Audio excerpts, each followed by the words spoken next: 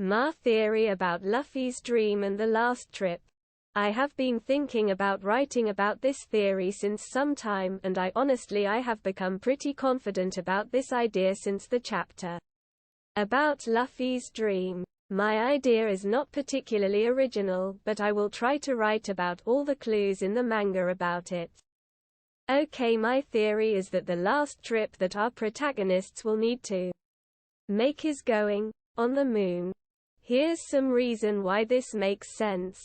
First of all, Luffy's and Roger's dream must be about going to the moon. This would fit because it's something that even a kid would be able to imagine, but when an adult says it would make other people laugh. And in fact, Whitebeard asks Roger if he is a kid or something. And read the chapter about Luffy dream again. All the reactions actually would fit if this was his dream. When Roger arrived in Laugh Tale, he read this story and laughed.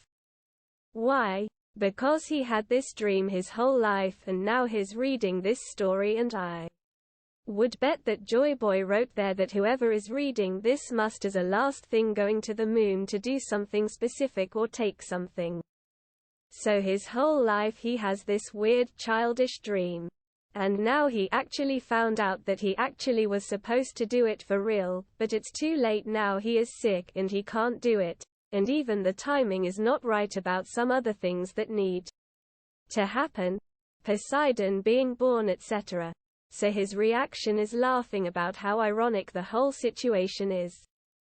And when he tells that Shanks, he doesn't laugh at all. He just cry because he is still a kid and maybe feels angry and sad about his captain having such a paradoxical fate of being so closer to his goal and yet not being able to retain it.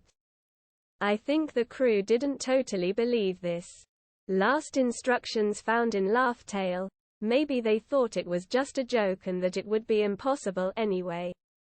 In fact, Rayleigh told Luffy something like, "Maybe you will arrive to a different conclusion than us," meaning, maybe you will actually believe this story and actually try to go to the moon in some way.